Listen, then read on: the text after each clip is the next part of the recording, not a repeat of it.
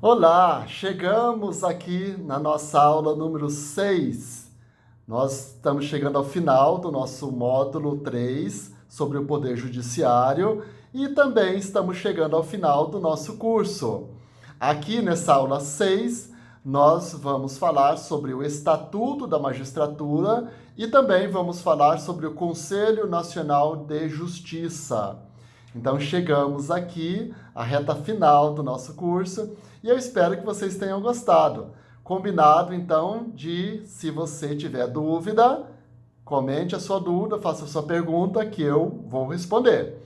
O objetivo da aula é identificar e compreender as garantias constitucionais e as vedações dos magistrados. E também vamos compreender como é que está estruturado o CNJ. Para essa aula, gente, você vai precisar da Lei Complementar número 35 de 1979, que é a lei, orgânica da Magistratura Nacional. Então vamos começar aqui sobre as garantias do Poder Judiciário. Bom, nós temos garantias institucionais e temos as garantias funcionais ou garantias de órgãos. Então vamos começar aqui pelas garantias institucionais. As garantias institucionais, elas vão se subdividir em autonomia orgânico-administrativo, que está prevista, essa garantia está prevista lá no artigo 96 da Constituição Federal, e a autonomia financeira, que está prevista lá no artigo 99 da Constituição Federal. Em relação à autonomia orgânico-administrativa, ela garante a independência para criar cargos e tribunais, por exemplo. A autonomia financeira é a autonomia de criar o seu orçamento, que é elaborado pelo próprio tribunal, dentro dos limites orçamentários, ou seja, dos limites da LDO. Uma outra garantia, independência. Essa aqui é uma garantia que é já em relação às garantias funcionais ou de órgãos. Então, a primeira delas, ela vai se subdividir ali entre independência de órgãos, do Poder Judiciário e também em imparcialidade por órgãos judiciários, que são as vedações. Pessoal, eu fiz isso aqui, fiz uma divisão em uma tabelinha que está aí disponível para você. Então vamos comentar aqui em relação a elas. Essa tabelinha eu construí justamente para você não se perder. Então, em relação às garantias funcionais ou de órgãos, temos primeiro a garantia da independência dos órgãos judiciários. E quais são elas? Bom, primeiro, temos a vitalicidade, a inamovibilidade, a irredutibilidade dos subsídios e as vedações. Então, vamos ver cada uma delas. A vitalicidade está prevista lá no artigo 95, no inciso 1 da Constituição Federal, e artigo 2º, 4º, 12, 13, 20 da Lei Complementar número 35 de 79. Significa que, para os juízes de direito, após 2 anos do exercício do cargo, ele fica vitalício. A inamovibilidade do artigo 95, o inciso 2, salvo se for de interesse público, o juiz não pode ser removido. Ele não pode sofrer pressão. Então, essa garantia de não ser removido, a não ser que seja um caso de interesse público ou de decisão de maioria absoluta do respectivo tribunal ou do Conselho Nacional de Justiça, conforme regra lá do artigo 93, inciso 8º da Constituição Federal. Por que o juiz Por que que o judiciário ele tem essa garantia de não ser removido? É para evitar que a justiça não se faça. Então, olha só, imagine o seguinte, tem um juiz em uma comarca, ele está julgando uma pessoa poderosa que cometeu algum crime, seja crime de responsabilidade ou seja crime comum, e essa pessoa começa a fazer pressão para que o poder político local faça uma transferência desse juiz para que outro juiz, digamos, mais fácil de lidar, menos severo, ocupe o lugar. Então é por isso. Ele tem a garantia dele poder exercer o trabalho, o julgamento dele de forma segura, sendo que ele não vai sofrer pressão, que ele não vai ser retirado da sua comarca, da sua vara, por causa de uma ação que tem uma repercussão política, uma repercussão na sociedade que faça com que ele saia. Então, é por isso que existe. Uma outra garantia é a irredutibilidade de subsídios, ou seja, o salário do juiz não pode sofrer mudanças, não pode ser reduzido. Essa previsão é do artigo 95 do inciso 3 da Constituição Federal, salvo, tem uma exceção, se for criada uma lei específica para isso. Essa é a previsão lá do artigo 37, inciso 10 da Constituição Federal. Agora vamos ver, dentro aí das garantias funcionais ou de órgãos, o segundo caso, que são as garantias de imparcialidade por órgãos judiciários, que são as vedações.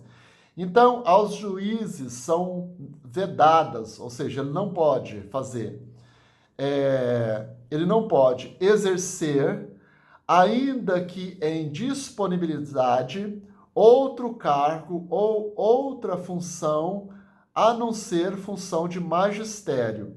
Então, o juiz, de acordo lá com o artigo 95, parágrafo único da Constituição Federal, ele só pode exercer outra função se for a de professor.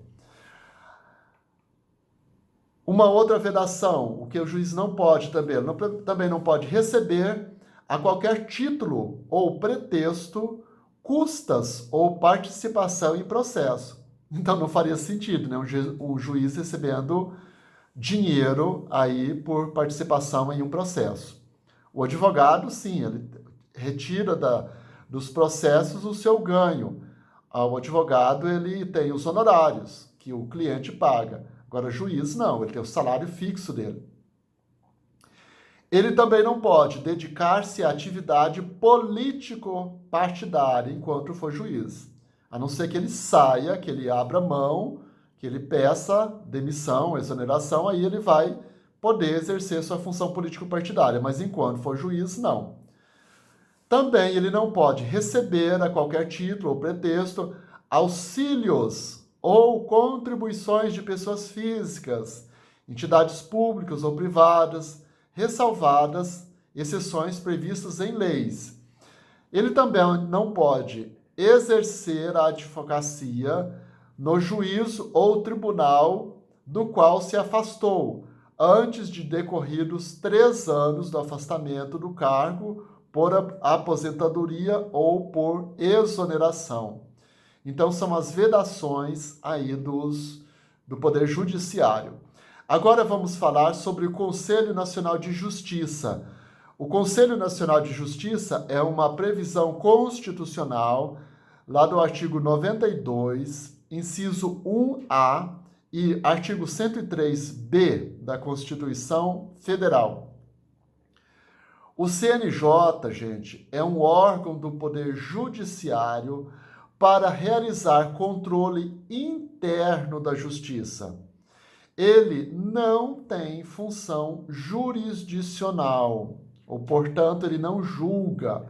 Ele é um órgão administrativo, ele é um órgão ético. Ele não tem função, ele não tem poder de atuar na sociedade julgando causas. Qual é a composição do CNJ? Ele é composto por 15 membros. Esses membros têm que ter 35 anos, mais de 35 anos e menos de 66. O mandato é de 2 anos, admitida uma recondução. Aí sendo um ministro do STF, da composição aí desses 15 membros, é da seguinte forma: um ministro do STF, ele é indicado pelo respectivo tribunal, um ministro do STJ, também indicado pelo STJ, um ministro do TST, um desembargador de TJ indicado pelo STF, um juiz estadual indicado pelo STF, um juiz do TRF indicado pelo STJ, um juiz federal indicado pelo STJ, um juiz do TRT indicado pelo TST, um juiz do trabalho indicado pelo TST, um membro do Ministério Público da União indicado pelo Procurador-Geral da República, um membro do Ministério Público Estadual escolhido pelo Procurador-Geral da República, dentre nomes indicados pelos respectivos Ministérios Públicos dos seus estados, 2 advogados indicados pelo Conselho Federal da OAB e 2 cidadãos de notável saber jurídico e reputação ilibada, indicados um pela Câmara dos Deputados e o outro pelo Senado Federal. A presidência do CNJ é a do presidente do STF. Então, o presidente do STF também é o presidente do CNJ. Os demais membros, todos são nomeados pelo presidente da República, depois de aprovada a escolha pela maioria absoluta do Senado Federal. O CNJ não é um tribunal, portanto, ele não julga. As suas competências estão no âmbito administrativo e estão previstas no artigo 103b e parágrafo 4º da Constituição Federal do Brasil. Dentre elas estão as prerrogativas de zelar pelos princípios da administração pública, que estão previstos lá no artigo 37, que são os princípios da legalidade, impessoalidade, moralidade, publicidade e eficiência. Também receber reclamações dos membros dos órgãos do Poder Judiciário. Outra coisa, o CNJ ele pode abrir um processo disciplinar contra um juiz, qualquer que seja a sua instância. Esse juiz que tiver lá na ponta, esse juiz, você pode, como cidadão, fazer uma denúncia direto ao CNJ. Então, se você se sente prejudicado por uma decisão de um juiz local e você acha que esse juiz ele não foi ético no julgamento, você pode fazer uma denúncia diretamente ao CNJ. Então, poucas pessoas sabem disso, mas é possível. E aí o CNJ ele vai abrir um processo disciplinar e aí vai acontecer todo um julgamento. E as punições vêm disciplinarmente para esse juiz. Ele pode ser até afastado. E aí tem as garantias dos magistrados. Então, você só tem que observar isso, observando o regimento interno do próprio CNJ. Vejamos como uma questão pode ser cobrada em concurso. Eu peguei aqui uma questão da FGV. Leia com atenção a afirmação a seguir, que apresenta uma incorreção.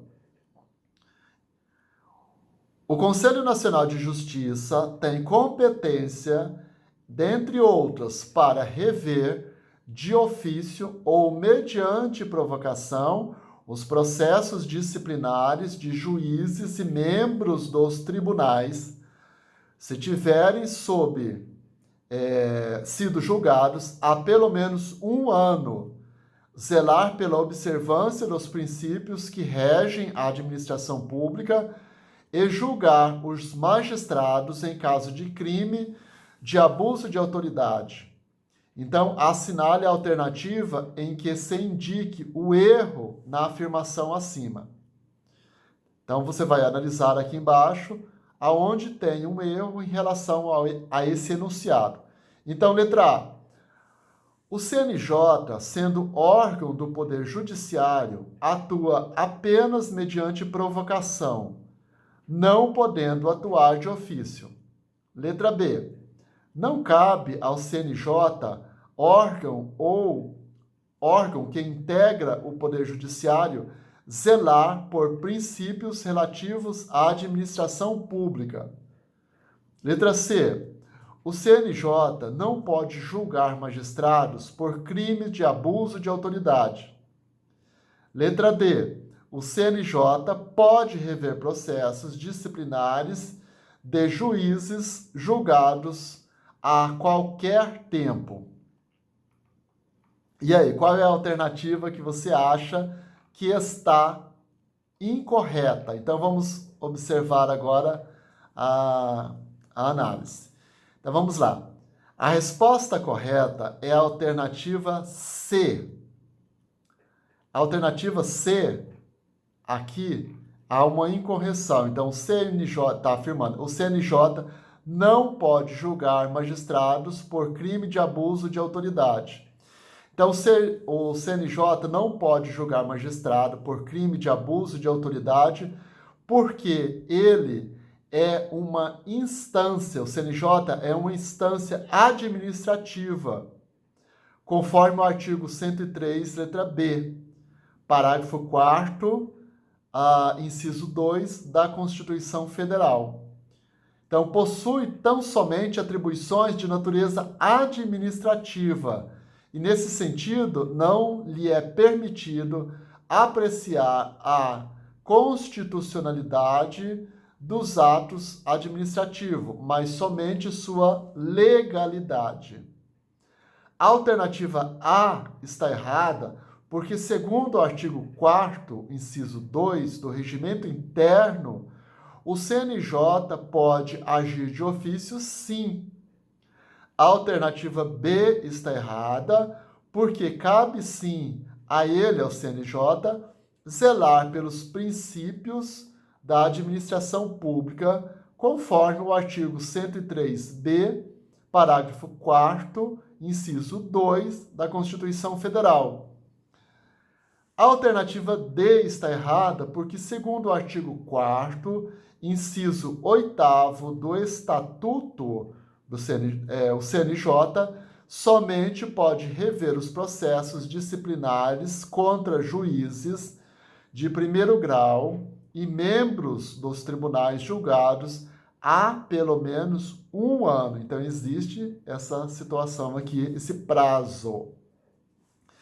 Então, é isso, gente. Chegamos ao final do nosso curso. Eu espero que você tenha gostado e que o conteúdo abordado faça diferença em seus estudos e também em sua vida. Um abraço a você. Eu espero que você curta aí nosso curso nas redes sociais, faça um comentário, indique, me